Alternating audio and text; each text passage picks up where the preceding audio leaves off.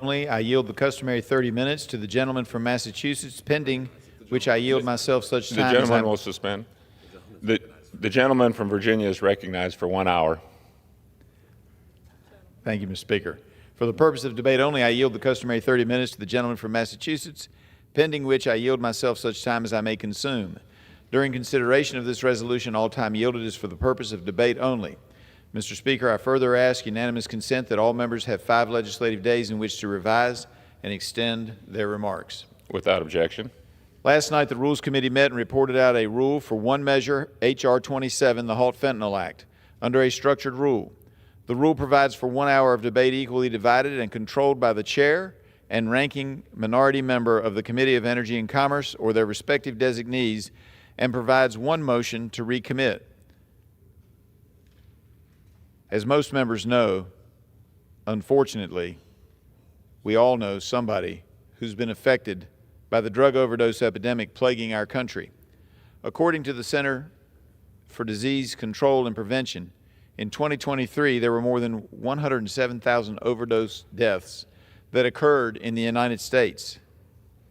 These staggering numbers are due in large part to the increased presence of fentanyl and fentanyl analogs or fentanyl-related substances, which are approximately 100 times more potent than morphine and 50 times more potent than heroin. The lethal dose of fentanyl is just 2 milligrams, or about 4 grains of sand. A loophole that cartels use and have tried to use to traffic illicit fentanyl into our country is by changing just one component of fentanyl's chemical structure in order to create a fentanyl analog or a fentanyl-related substance. The cartels did this in an attempt to evade our criminal laws. Right now, fentanyl analogs are considered Schedule I substances, but only because of a series of temporary scheduling orders, which is now set to expire on March 31st, 2025. Along with my colleague, Mr. Latta from Ohio, we decided to introduce H.R. 27, the HALT Fentanyl Act. The bill aims to curb overdose deaths by permanently scheduling fentanyl analogs or fentanyl-related substances as Schedule I substances. This will strengthen law enforcement's ability to prosecute fentanyl traffickers and act as a deterrent. The HALT Fentanyl Act also promotes research by improving the registration process to eligible individuals so that they can conduct studies on Schedule I substances with appropriate safeguards. In the Energy and Commerce Committee, we have heard testimony that there may be as many as 4,800 individual analogs or related substances, fentanyl-related substances. Our experts at the NIH, the FDA, and others have studied roughly 30 to 40 of those 4,800 analogs or fentanyl-related substances. By encouraging research of Schedule I substances like fentanyl analogs, we can better understand how these substances work and how we can prevent potentially harmful impacts in the future, or even find a better use or a better opportunity than the current fentanyl that we use. Better fentanyl, because fentanyl has a proven medical use, it is considered a Schedule II narcotic, as the Speaker knows, having practiced medicine for many years. But illicit derivatives of fentanyl, also called fentanyl analogs, currently have not demonstrated a medical value. Let me be clear, this bill will have no impact whatsoever on physicians' ability to administer fentanyl in medical settings. The HALT Act deals specifically with fentanyl analogs or fentanyl-related substances, not medicinal fentanyl. The Biden administration even released a statement when this bill passed through the House last Congress, stating that they supported permanent scheduling and streamlined research for fentanyl and fentanyl-related substances. We must address this bipartisan issue immediately and not allow this temporary extension to expire. Once fentanyl analogs are permanently scheduled in Schedule I, Congress will continue to build off this work to continue to address the illicit fentanyl crisis. According to a 2021 GAO report, there was a 90% decrease in these fentanyl analogs coming into our country the year they were first placed into Schedule I. This bill is a critical step in combating the opioid crisis in our country because China and Mexico are heavily involved in this business.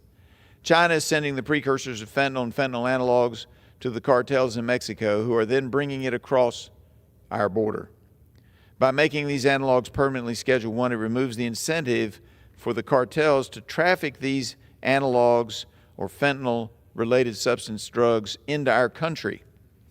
China even realized the risk of fentanyl analogs and permanently scheduled those analogs on their strictest schedule. Other countries have followed suit and done the same. Last Congress, this bill cleared through Energy and Commerce on a bipartisan basis and then passed on the House floor with 74 Democrats voting in favor.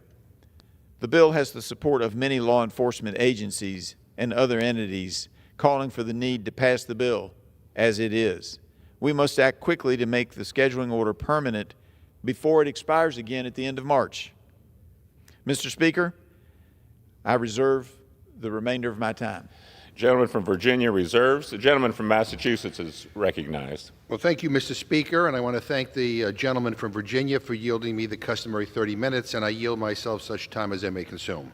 Gentleman's recognized. Mr. Speaker, with respect to the legislation at hand, the so-called HALT Fentanyl Act, all I can say is folks on the other side must be living on another freaking planet. Mr. Speaker, Republicans want to come down here and lecture people about fentanyl. Let's talk about fentanyl. President Donald J. Trump, during his very first week in office, pardoned a drug dealer who helped fentanyl pour into our country. Let me repeat that nice and slowly so it sinks in. As one of his first acts in office, Donald J. Trump pardoned a drug dealer who was sentenced to life in federal prison, who let the fentanyl into America. And I just have a simple question for my friends on the other side. Why? Why? Why isn't this guy still in jail? Why would Donald Trump let out a drug dealer like this? Guy sentenced to life in federal prison. I wish I had an answer. Maybe they can explain it to us. They like to talk so much about pardon. They're silent on this one. We hear crickets from the other side. It makes you wonder what is going on here. Let me read the ICE press release from when this guy was arrested. And are you ready for this? ICE says that the guy Donald Trump pardoned helped, quote, thousands of drug dealers and other unlawful vendors distribute hundreds of kilograms of illegal drugs and other unlawful goods and services to more than 100,000 buyers, and to launder hundreds of millions of dollars deriving from these unlawful transactions, end quote. It goes on to explain how he distributed narcotics that were linked to overdose deaths across the country. People died as a result of this criminality.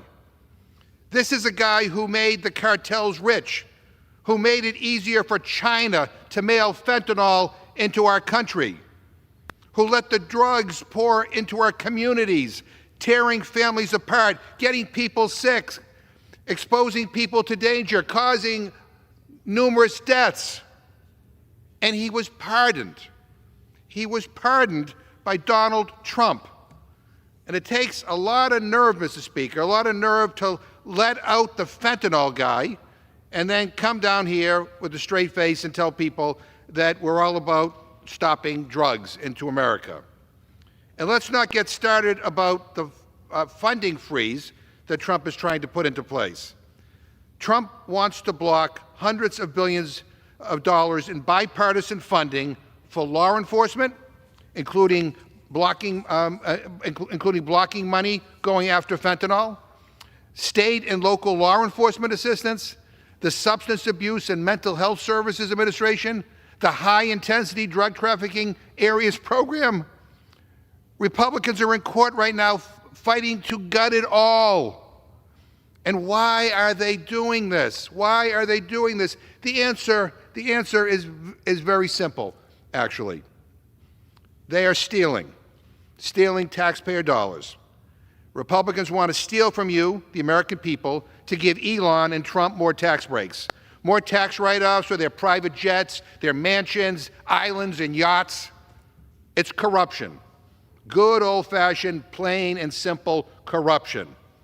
So then they'll come down here to the floor and pretend to care about fentanyl, while they pardon the drug dealers that profit off of people's pain and gut the programs that keep drugs off our street.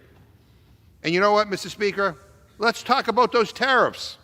Yeah, the tariffs that Trump kept bragging about, that he promised he was going to slap on our allies, Canada and Mexico. If he was successful, they would have sent domestic costs on food, gas, and household goods spiraling out of control. Then, when people started paying attention, when we stood up for the workers, when the public fought back, Trump folded. He lost. He rescinded his funding freeze, he walked back his tariffs, and he got nothing in exchange. Trump wants to give us this impression that he has power and strength. He really has none. He backed down on his funding freeze. He backed down on his tariffs. The courts are rejecting his executive orders because guess what? He's not king, and we're fighting back. And I can promise you this, Mr. Speaker, we are going to fight back with every single ounce of strength we have to prevent this president and his billionaire sidekick from undermining the rule of law and stealing from the people we were elected to protect. I reserve. Gentleman reserves. The gentleman from Virginia is recognized. Mr. Speaker, I understand there's all kinds of concerns on the other side of the aisle, but we're talking about the HALT Fentanyl Act. And I could stand here and talk about Burma. We heard today that the president has extended the emergency situation with Burma in that undemocratic country where they overthrew the democratic-related government, and talk about how Burma, also known as Myanmar, is the largest cultivator of opium products and the producer of heroin globally, second only to Afghanistan. That doesn't have anything to do with HALT Fentanyl. The HALT Fentanyl bill is a good bill, and here to talk about it some more is my good friend from New York, Mr. Langworthy, who I now yield 2.5 minutes time to. Gentleman is recognized for 2.5 minutes. Thank you, Mr. Speaker, and I want to thank the gentleman from Virginia for yielding the time. I rise in strong support today of the rule which provides consideration of the HALT Fentanyl Act. For 4 long years, the American people suffered from an administration that time and again refused to take seriously the flood of deadly fentanyl-related substances and analogs flooding into our communities. Fentanyl-related overdose has remained the leading cause of death for Americans aged 18 to 49 for much of the last several years. Millions of families have been torn apart in our towns and our cities, have suffered from the blight of crime and homelessness that has grown from this epidemic. Not one corner of our country has been left untouched by the fentanyl crisis. Urban, suburban, rural, rich, poor, old, young, lives have been torn apart, families have been torn apart. The previous administration could have addressed this tragedy head on by securing our borders and protecting our communities. But time and again, they refused, and Democrats here in the House of Representatives supported that decision. The HALT Fentanyl Act before us today permanently schedules fentanyl-related substances on Schedule 1 of the Controlled Substances Act, a crucial step that will ensure that law enforcement in our communities are empowered to address this deadly scourge head-on.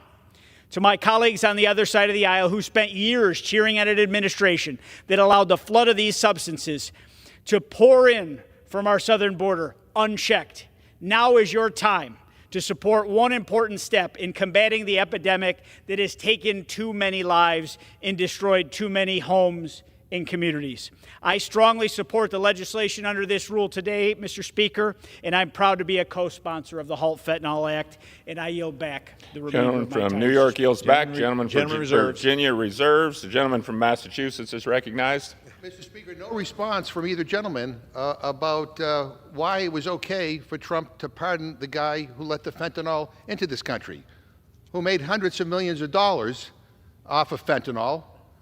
He's sentenced to life in prison, and he let him out. And you're okay with that, yet you're coming down here saying you really care about fighting fentanyl in our country. Not a peep from the other side justifying what Trump did. One of his first acts as president was to pardon this guy who received life in prison for his crime. Life in prison. Mr. Speaker, I'm going to urge we defeat the previous question, and if we do, I will offer an amendment to the rule to bring up H.R. 4531, the Support for Patients and Communities Reauthorization Act. Mr. Speaker, the Support Act reauthorization would permanently place Exelon in Schedule 3 of the Controlled Substances Act, but unlike the bill before us today, it doesn't stop at scheduling. The bill reauthorizes resources for residential substance use disorder treatment for pregnant and postpartum women. It provides resources for training and education related to fentanyl and other illicit substances for first responders, and it ensures that Medicaid beneficiaries have access to medication-assisted treatment. But here's the best part, Mr. Speaker. This bill already passed last Congress with 386 votes. 190 Republicans voted for it. It was included in the end-of-year spending package, but guess what happened?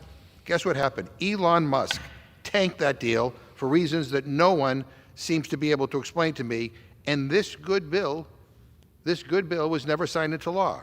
So, Mr. Speaker, passing this bill would mean, to quote the chairman of the Committee on Energy and Commerce, who helped lead this bill in the last Congress, that this bill can help save lives by preventing overdoses and providing access to immediate and long-term care recovery service. I ask unanimous consent to insert the text of my amendment to the record, along with any extraneous material, immediately prior to the vote on the previous question. Without objection. And to discuss that proposal, I'm happy to yield 3 minutes to the gentleman from New York, Mr. Tonko. Gentleman is recognized for 3 minutes. Thank you, Mr. Speaker, and I thank Ranking Member McGovern for yielding. If the previous question is defeated, Democrats plan to offer a vote on the Support for Patients and Communities Reauthorization Act. The Support Act, which House Republicans unceremoniously abandoned after billionaire-in-chief Elon Musk tanked the end-of-year bipartisan package, would have authorized a wide range of prevention, treatment, and recovery programs that included a 2-year extension of scheduling for fentanyl-related substances. This bipartisan approach, which focused not only on disrupting the drug supply, but also investing in the full spectrum of prevention, treatment, and recovery, passed the House overwhelmingly by a vote of 386 to 37, as was made mention by Representative McGovern in the 118th Congress. Passing this vital legislation would have helped continue our progress against the overdose epidemic, which finally saw overdose deaths start to decline during the Biden administration after skyrocketing during the first Trump administration. It is indeed clear that Republicans just aren't serious about addressing this crisis. They're using cheap sound bites and photo ops to exploit parents' pain and to distract Americans, while President Trump, Elon Musk, and their cronies rob us blind and dismantle the very programs that individuals rely upon to get treatment and life recovery for their situations. With last week's federal funding freeze, Trump and Musk immediately halted over some $8 billion in programs working to combat the opioid crisis, including $6.5 billion for SAMHSA that would support naloxone distribution in our communities, drug-free community programs to keep kids off drugs, and medication-assisted treatment programs. It also authorized $1.5 billion for addiction research at the National Institutes of Health to help deliver the next generation of life-saving treatments. Unfortunately, that's not all. As we speak, Republicans are cooking up plans to steal over $2.5 trillion from Medicaid, jeopardizing health care for 72 million people and decimating the single biggest payer for substance use care, just so that they can give more tax breaks to Elon Musk and his billionaire buddies, cutting life-saving prevention and treatment services to the bone while trying to restart a failed 1980s war on drugs. America should just say no. In closing, I urge my colleagues, Mr. Speaker, to defeat the previous question so that we can vote on a real plan to tackle this epidemic that continues to ravage our communities. And with that, I yield back. The gentleman yields back. Members are reminded to refrain from engaging in personalities towards the President. Gentleman from Massachusetts reserves. Gentleman from Virginia is recognized. Mr. Speaker, I keep thinking I'm here to talk about HALT Fentanyl. We keep talking about all kinds of other things. Now, my colleagues have acknowledged that this HALT fentanyl bill passed in the last Congress with a large majority. Yet here we are using this as a vehicle to talk about everything else they think is going wrong in the world. Well, Mr. Speaker, I've got a little bill here. It does some good. We ought to pass it. If my colleagues want to talk about lots of other stuff, they're entitled to. That's their right. But I don't want the focus taken off of the HALT fentanyl bill. It's a good bill. It helps law enforcement. It helps slow down the flood across the southern border. That's what we're here about today. Now, I know they've got this motion for the, if the motion for the previous question fails, they're going to introduce a different bill. But my understanding is that their bill completely eliminates, it doesn't have anything in their language about HALT fentanyl. This is something a large majority of Congress wants to get done. Let's get it done. Let's stop all the rhetoric. Let's stop trying to point fingers at us and everybody else for other things. Let's just do our jobs. I think that's what the American people want us to do. In fact, I hear a lot of times from my constituents back home, they're tired of seeing these gigantic bills. It sounds like what my colleagues on the other side want is some more gigantic bills that people vote, kind of like the former speaker said, we got to vote for it so we can find out what's in it. I'd rather vote on bills I know what's in it. That's why I read all the bills if I plan to vote for it. I helped write this bill. I'm the lead sponsor on this bill. It's an easy bill to read. It's pretty straightforward in what it does and what it's supposed to do. And what we're trying to do, which is President Biden thought it was okay. He issued a statement in favor of it last term. This term, President Trump says he's in favor of it. I mean, this is a bipartisan approach to solve a problem. Does it solve all the world's problems? Of course not. But it solves a problem that our law enforcement has that helps the bad guys, the people making the precursors in China, the people in the cartels in Mexico, flood across our southern border with these harmful fentanyl related substances and analogs. Makes it easier for our law enforcement people to focus on illegal fentanyl.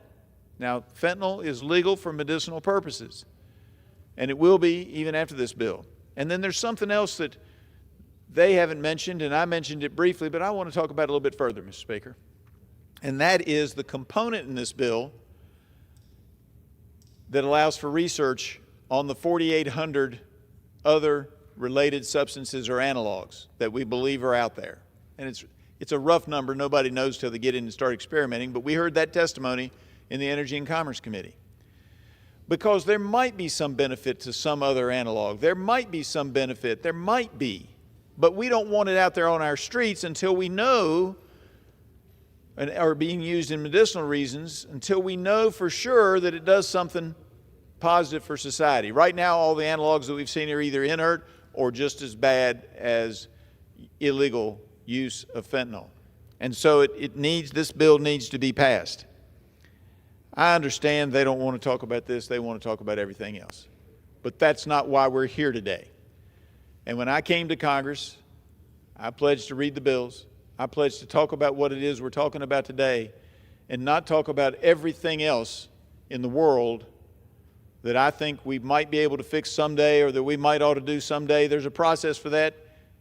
As my friend Terry Kilgore used to tell me all the time, somebody'd come up with an idea and they'd want to put some kind of an amendment on or change the bill around. We had a nice little simple bill. Now, Mr. Kilgore was a member of the Virginia House of Delegates. And he is still a member of the Virginia House of Delegates, and he was my seatmate. And he came up with a famous phrase when people wanted to rearrange the bill in a way that he didn't think was proper or put an amendment on it that would completely change the bill or defeat, in this case, a defeat of the motion for the previous question in order to defeat the HALT fentanyl bill and put forward some other bill. He'd say, well, you might have some points to make, but I would say to the gentleman, get your own bill. I reserve. Gentleman reserves. Gentleman from Massachusetts is recognized. Yeah, so, Mr. Speaker, you know what would help end the illegal fentanyl problem here? would have been Donald Trump not pardoning a drug kingpin, essentially, who brought in illegal fentanyl into our country, who was sentenced to life in prison in a federal court. You know what would have been a strong signal? Not to pardon somebody like that. And I get it why my friends don't want to talk about that, because they don't want to get on the bad side of the president, because then they might get a primary, and then Elon might send all this kind of money into their primary opponent. I get all of that, but I mean, if we're serious here about talking about dealing with fentanyl, we should at least all be able to say what the president did was wrong. And maybe the gentleman wasn't listening to the debate on the previous question, but the gentleman from New York talked for 3 minutes about an alternative bill that would help deal with this problem. And this was a bill that got 386 votes in this House, in the last Congress, 386 votes. And it was in the final package that we were all going to vote on, by the way, that your leadership agreed with, and our leadership agreed with, and then in the Senate, the Republicans and Democrats agreed with. And it was in that bill, but then Elon Musk, sabotaged that bill. So I get it. Look, I've been here for a while, Mr. Speaker, and before I was a member, I worked here as a staffer for George McGovern, no relation, and for Congressman Joe Moakley. And let me tell you, Republicans today do not hold the same values as Republicans from back then. Republicans used to be for backing the blue. Trump pardoned people who beat police officers, and right now he is gutting the FBI, what Republicans used to believe was the citadel of law and order. Republicans used to stand for cutting the deficit. Now they are spending night and day planning to jam through a tax cut for the ultra-rich without pay-fors, which will blow up the deficit by trillions of dollars. It's what they did in 2017 for their billionaire tax cuts. Republicans spent decades claiming they were the champions of free trade. Just this past week, Trump and the Republican Party started a trade war with our neighbors. Not to mention, they talk nonstop about inflation for the past 2 years, but seem to be fine with slapping this tariff tax on their constituents that's going to make prices across the board in this country go sky high. Is there any principle today's version of the Republican Party won't abandon? Is there anything Trump could do that they wouldn't support or they would even question? It would be almost comical how much they are willing to bend down and kiss the ring if we didn't currently find ourselves in multiple constitutional crises at the hands of Trump and his cronies. Again, I mean, the fact that we can't even get Republicans to say that it was wrong for the President of the United States to pardon this individual serving life, bringing fentanyl into our communities, killing our constituents. The fact that they can't even raise that question, question whether it was the wrong thing to do, tells you everything you need to know. I reserve my time. Members are reminded to refrain from engaging in personalities towards the president. The gentleman from Massachusetts reserves. The gentleman from Virginia is recognized. Thank you, Mr. Speaker. It is kind of interesting. I keep thinking we're talking about the HALT Fentanyl bill, and then I hear all this other stuff. And earlier, one of my colleagues said that we were cooking up some kind of a plan to cut, I forget what the number was now, 2.5, 2.7 trillion out of Medicaid. I haven't heard any such plan being cooked up. I think that's just hyperbole, but that's my opinion. The gentleman keeps asking about a pardon, about somebody that was pardoned. Well, I don't know if he's noticed or not, but I'm not the President of the United States. I don't have the power to pardon. I don't get the information put on my desk about various individual pardons. I didn't make any comments about pardons by the previous president when many people were pardoned or had sitting on death row had sentences commuted. That's not what we're here about today. I mean, we can get down into that trap if we want to, but I'm just telling you, we're here today to talk about one bill, a rule for a simple bill that the majority of this House supports, I believe, overwhelming majority, the My colleagues have even admitted that 74, I don't know if they admitted exactly 74, but they admitted it was a big vote last year. They admitted that it was a part of a package that they wanted to see pass the floor at the end of last year. I thought we were here to talk about this. I recognize that it's free for all on the floor, but I just hate to get into all of those kinds of things and start talking about this or that and whether crossing the line or not, somehow casting aspersions that members over here don't have independent wills. We certainly do, and I think my colleagues might recognize that from some of the things I said last night when I was being questioned. Do I support the president? Well, of course I do. Do I agree with everything he does? No. As the old saying goes, I don't agree with my wife all the time. She certainly doesn't agree with me most of the time. But the bottom line is that I think the president is moving us in the right direction.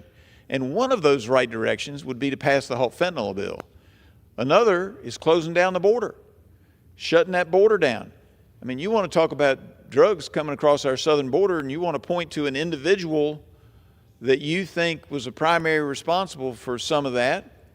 Well, how about the hundreds and thousands of people who were used by the cartels to bring illicit substances, whether it be at ports of entry or other places across our southern border? The president's cracking down on that too.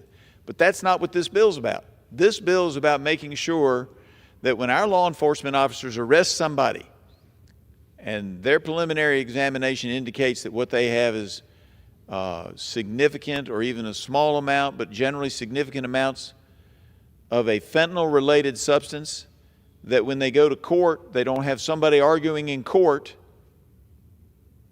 that, wait a minute, this is not the fentanyl on Schedule 2, this is a fentanyl-related substance, but it's a left-handed molecule instead of a right-handed molecule, or a right-handed molecule instead of a left-handed molecule.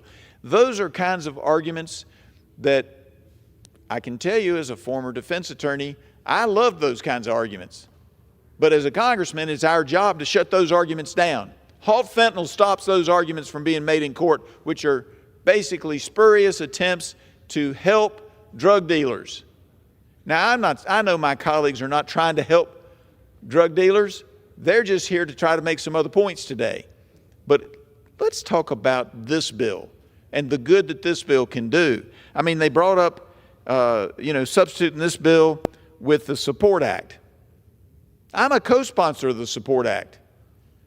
It's carried by Chairman of Energy and Commerce, Brett Guthrie. That bill has a very good chance of passing this body. So let's let that bill go through its process, and let's let this bill, the HALT Fentanyl Act, finish out this process, get across to the Senate, get signed into law by the president, and start doing good work. And Mr. Speaker, you might be asking yourself, why do we have to do this at this moment? And the answer is, we've had a temporary rolling series of temporary bills on this and making the fentanyl-related substances Schedule 1 because we all recognize the danger that these present to the American public. So let's make it permanent and give our scientists an opportunity to look at some of those other 4,800 analogs or fentanyl-related substances to see if there's anything there that might be beneficial to mankind, that might be a reversal of overdose, that might be a better, less addictive pain reliever. Let's let them do that research. You can't do that research without HALT Fentanyl. And you can't cripple the efforts of the defense attorneys for the cartels by constantly just doing temporary, because any day that it's not in effect is a day that lawyers will take advantage of. I reserve. The gentleman from Virginia reserves. The gentleman from Massachusetts is recognized. So, Mr. Speaker, I understand that the gentleman is new to the Rules Committee, and I think this may be his first time on the floor handling a rule. But I will remind him that this is the rules debate. We're not having general debate on the underlying bill. And during the rules debates are about the majority's agenda, what you're bringing to the floor and what you're not bringing to the floor. You could have brought to the floor the bill that we want to bring to the floor that we talked about in the previous question debate that passed overwhelmingly in a bipartisan vote in the last Congress that my Republican friends allowed to get blown up at the last minute. And basically, I'm going to take my time during the rules debate to talk about the Republicans' unpopular, crummy agenda for the American people. Raising prices on consumers, ignoring all the concerns that everyday people have. And we're going to talk about, as well, the fact that when it comes to fentanyl, Donald Trump, one of his first acts was to pardon a criminal who brought fentanyl into this country, who was sentenced was so difficult to condemn there. And look, the agenda we're talking about, I'm looking at the New York Times here. Trump proposing takeover of Gaza as U.S. territory. Do your constituents want to have their sons or daughters sent to Gaza to be in the middle of that violence? This is the guy who also now wants to invade Greenland. He wants to take over Panama. He wants to annex Canada. He wants to now occupy Gaza. We have 42 million people in this country who are hungry.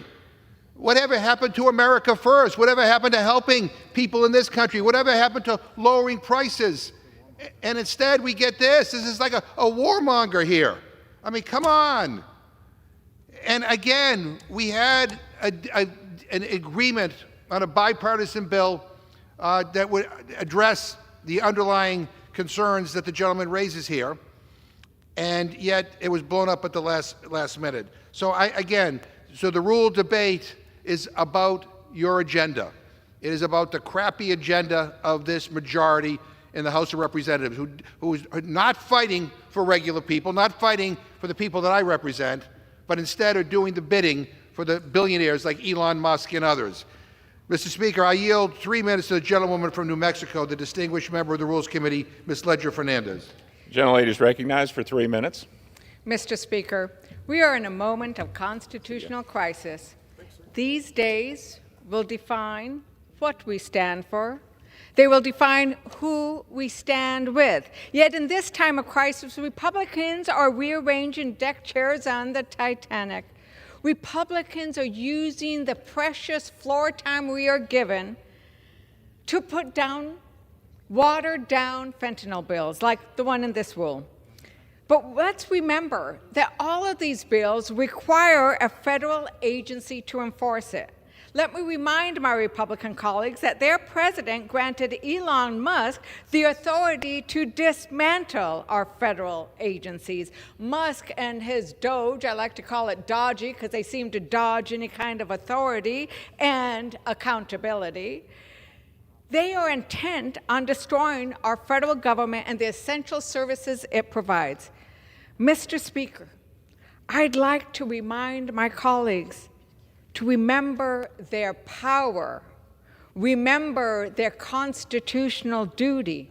Musk didn't take an oath to protect the Constitution. We did. Voters sent us here to protect their interests. Congress alone has the power to fund our agencies. A billionaire who's not elected and has not probably even passed a security clearance cannot destroy our federal agencies. We will not stand with it, and I hope you stand with us to protect our federal agencies, including the FBI, who would be the ones who would enforce and investigate and go after fentanyl trafficking. My phones are ringing off the hook from constituents who are frightened and terrified and angry about what Musk is doing. They don't want billionaire tech titans to dismantle federal agencies or gain access to their most private data. We definitely can't address the fentanyl crisis like the bill in today's rule claims to do if Trump and Republicans get their way on a federal funding freeze, if they get their way on a hiring freeze. Now remember, this intention that we've seen from this administration that we are not hearing them stand up against would actually destroy the FBI.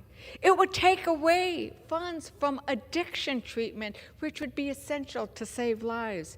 It would take away funds from interdiction technology, which is what we need to stop fentanyl from flowing in and killing our neighbors and my friends and my constituents. My constituents want us to fund effective border safety measures, not engage in the chaos and demonization we've seen from this administration. I've also heard loud and clear from my communities in New Mexico about the chaos that Trump's orders created. Trump is about chaos and Trump is about corruption. Yesterday, I went to the Treasury Department to demand answers about Musk's power grab and information heist. They didn't let members of Congress in that building, which belongs to the American people. They didn't let us in that building because they don't want Americans to know what they're doing. Mr. Speaker, I ask you and all my Republican colleagues, would you let Elon Musk and his interns rummage through your savings account, your tax return, your children's personal data? I just don't understand the point of putting bills like this on the floor if we're not going to have the courage to stand up to Elon Musk and his ripoff of Congress's power. I urge my colleagues to vote against the rule, and I yield back. The lady and members are reminded to refrain from engaging in personalities toward the president. The gentleman from Massachusetts reserves. The gentleman from Virginia is recognized. Thank you, Mr. Speaker. Darn. I wish I'd known 40 minutes ago we could talk about anything we wanted to. This time was not really to talk about the rule present before us today or the underlying bill, but was to talk about whatever we wanted to, whatever was on our agenda, their agenda, or whatever. I just have to say, Mr. Speaker, this is why the American people don't have confidence in Congress, because they can't follow the bouncing ball. We're here to talk about HALT Fentanyl, and we're talking about everything, including the kitchen sink. I mean, if I had only known 40 minutes ago, I'd have brought over all my CRAs that I'm interested in getting passed, all my bills that I think are fascinating and interesting that I can't seem to get out of committee, at least not in the past. I mean, I could have talked about all kinds of things, but what we're supposed to be here, I understand that may not be the practice of the Rules Committee, and I am new, and the gentleman is absolutely right to remind me of that, and I've got no problem with that. I just didn't know that we could talk about whatever we wanted to when the subject of the day is, are we going to pass a rule that ultimately we hope will be put in place for the debate and passage of the HALT Fentanyl Act? But I've heard all kinds of things. And then I heard, amongst a number of things today that I thought were just kind of odd, I heard that my bill, the HALT Fentanyl Act, had been watered down. Well, that's news to me, because the bill, with the exception of changing a couple of paragraph numbers, the lettering on the paragraphs to make sure that we were alphabetically correct, the bill's exactly the way I introduced it. Now, I don't think that's a watering down. A watering down is when you take a bill that's 20 or 30 pages long, you make it into a 2-page bill, and you have it do half of what it was supposed to. What this bill was supposed to do, Mr. Speaker, is exactly what this bill does. It takes and makes a permanent Schedule I classification for all of the 4,800 roughly fentanyl-related substances or analogs. It provides for research on those fentanyl-related substances or analogs at our research institutions, certain safeguards, but to make sure that we can continue to do research so that maybe we can find a better path forward, something that may help with our drug addiction issues, something that may be a better, less addictive pain reliever. We want that research done. But until we have the evidence that one of those 4,800 analogs or fentanyl-related substances actually does good, we need to make them Schedule I. They need to be on there so that the cartels can't use this as some trick in the courtroom to get out of trouble, to get a proverbial get-out-of-jail-free card. And my colleagues want to talk about everything else coming down the road, including an individual, and I haven't reviewed his file, an individual who they claim was involved in the drug trade and who was pardoned. But I haven't heard him talk about LeRon Graham of Buffalo, convicted of heading a drug conspiracy and selling fentanyl, crack cocaine, and heroin, who was pardoned by the previous president, Mr. Biden. I haven't heard him talk about Valentino Shine, convicted of narcotic sales along with sex trafficking and distribution of crack cocaine, who was pardoned by the previous president. Now, I personally don't think any of that is relevant to today's discussion. And I recognize that that's apparently the practice of the Rules Committee. I find it surprising. I think it's a sloppy practice. But if that's the practice, then next time I'll be sure to bring my wish list with me, and we can talk about everything except the bill we're supposed to be talking about. But it does make you wonder and make you think that everybody at home watching this, both of them, are confused because we're not talking about the bill that we're supposed to be talking about. I hope Congress someday gets around to talking about the bill that it's supposed to talk about, whether it's my bill or somebody else's bill. And today, I'm going to try to make my remarks as much as I can about passage of the rule for the HALT Fentanyl Act. I reserve. Virginia reserves. The gentleman from Massachusetts is recognized. Yeah, Mr. Speaker, does the gentleman really think that people dislike Congress because we're debating issues? Because we're debating what's on their mind? No, I mean, I think people dislike Congress because politicians say one thing and do another. On the floor today, talking about the need to combat fentanyl, and then are silent when the President of the United States pardons a criminal sentenced to life in prison for flooding our streets with fentanyl. That's what people get frustrated with. They're frustrated that we had a deal on a bill at the end of last Congress that everybody signed off on. It was fine. At the last minute, Elon Musk comes in and blows it up, and now we can't bring the bill up again. That's what people are frustrated with. I mean, my Republican friends like to talk about America first. Again, I mean, look at the front page of the New York Times today. Trump proposing takeover of Gaza as U.S. territory. I got to tell you, people voted for lower egg prices, not for a Middle East Mar-a-Lago. People did not vote to send their sons and daughters into the tunnels of Gaza so that Jared Kushner and Donald Trump can build Trump Tower Gaza. That's not what they voted for. I mean, people want to talk about issues and want us to deal with issues that are going to impact their everyday life, lower the cost of living. And in the first weeks, we have seen nothing from this president or the Republican majority here to deal with that. So don't tell me that people don't like Congress because we debate issues. I'm sorry, we're debating your agenda even though it's unpopular. Mr. Speaker, I ask unanimous consent to insert into the record an article from the Associated Press entitled Elon Musk's DOGE Commission Gains Access to Sensitive Treasury Payment Systems. Without objection. Mr. Speaker, I ask unanimous consent to insert into the record an article from the New Republic entitled 25-year-old Elon Musk crony has total control over Treasury payments. Also without objection. Mr. Speaker, I ask unanimous consent to insert into the record an article from Wired entitled Federal Workers Sued to Disconnect DOGE Server. Also without objection. Mr. Speaker, I ask unanimous consent to insert into the record an opinion article from the Washington Post entitled Elon Musk has your social security number. It's as scary as it sounds. Without objection. Mr. Speaker, it's being reported that Elon Musk has sent his creepy minions to illegally install a private server that is stealing people's information.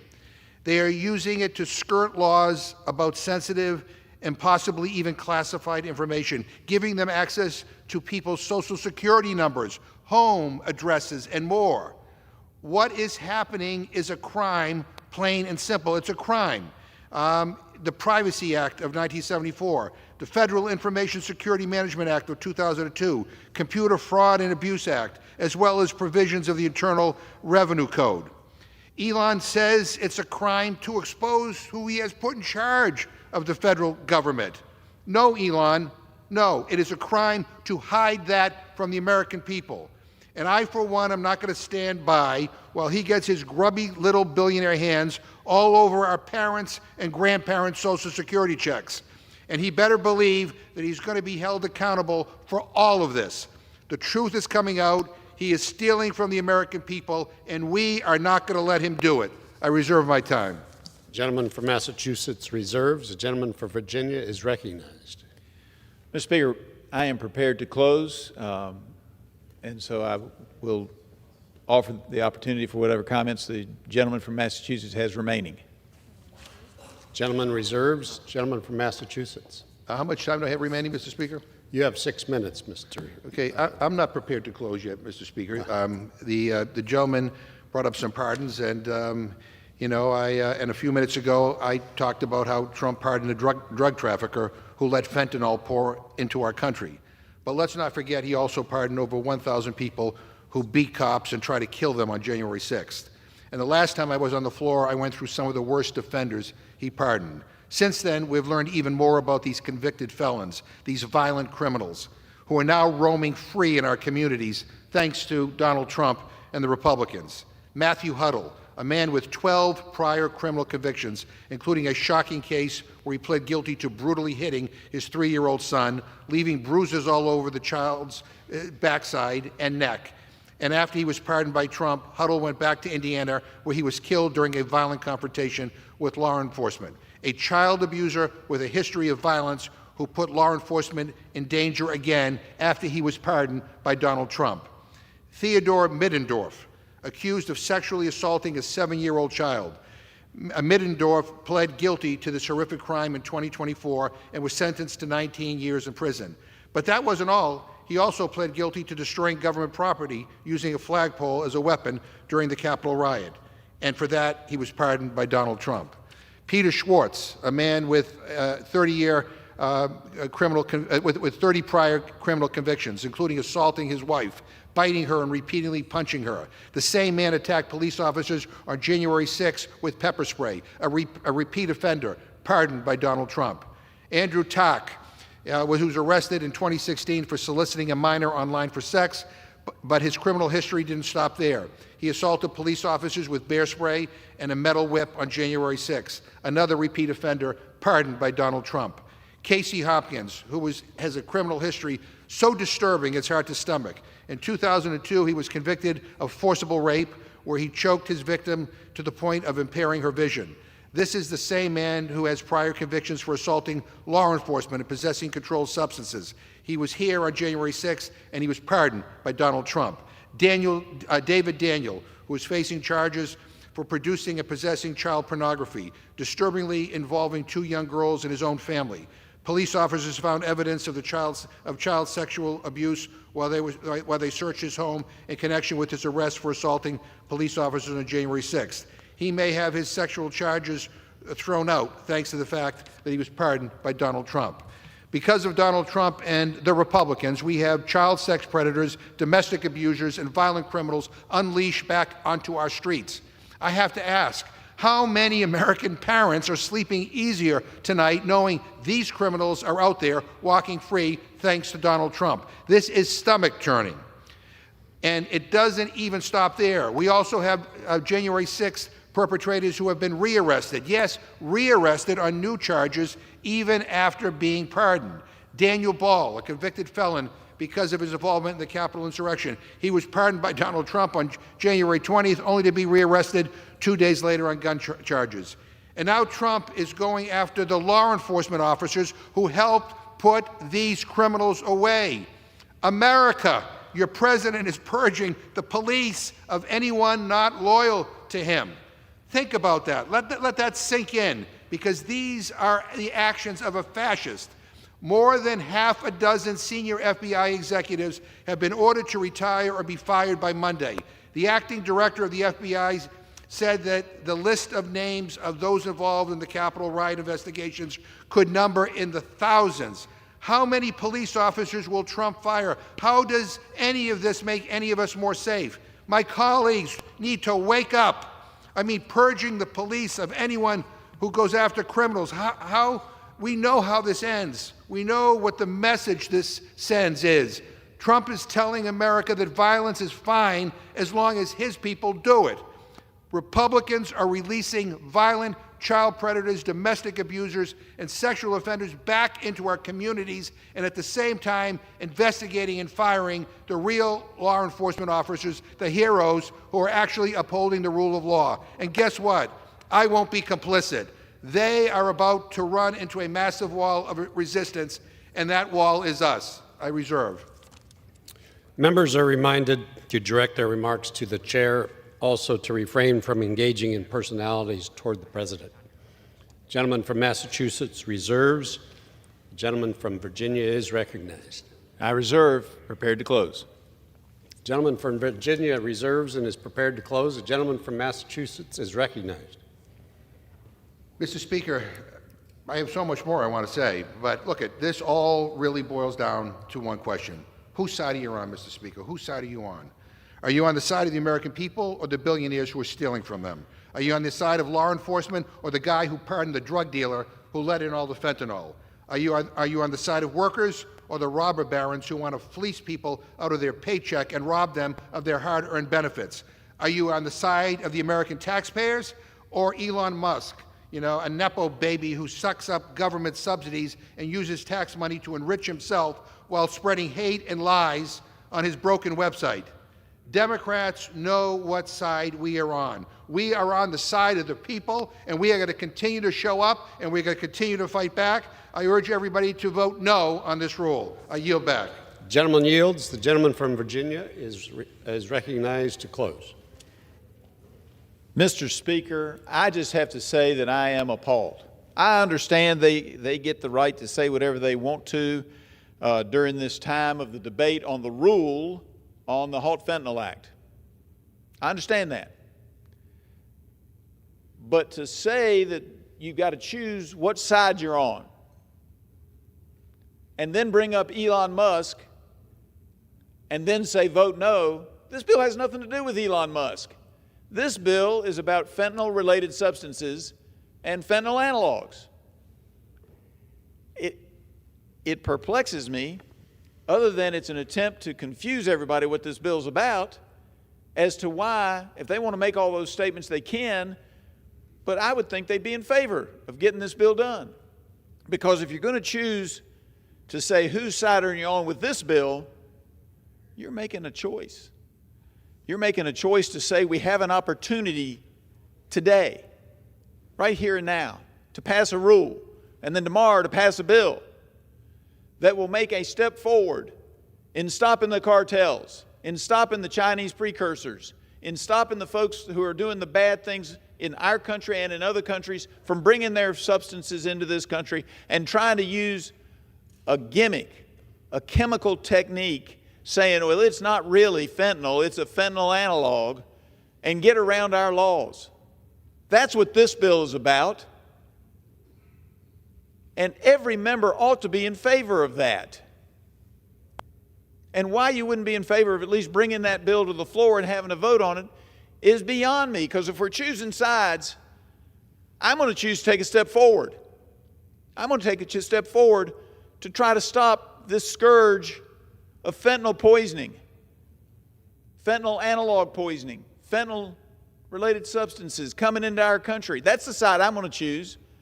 I understand they want to talk about all kinds of other things because I think it's a pretty good darn bill, and I think we should pass it. Now let me get to my script. I would like to reiterate the importance of the bill to permanently schedule fentanyl analogs as Schedule 1 while still allowing for research into these substances. This is one small step in fighting the opioid crisis our country faces, and if we allow this temporary extension to expire, as it will if we take no action, if we choose the wrong side tomorrow and today, the temporary extension to expire in March, it will bring back the incentives for traffickers to bring these fentanyl analogs, fentanyl-related substances, bring back those incentives for bringing them into our country. Now, I truly don't believe my colleagues on the other side want that. I understand you get fired up on the floor sometimes and you say things that maybe later in retrospect you think, maybe I shouldn't have gone that far.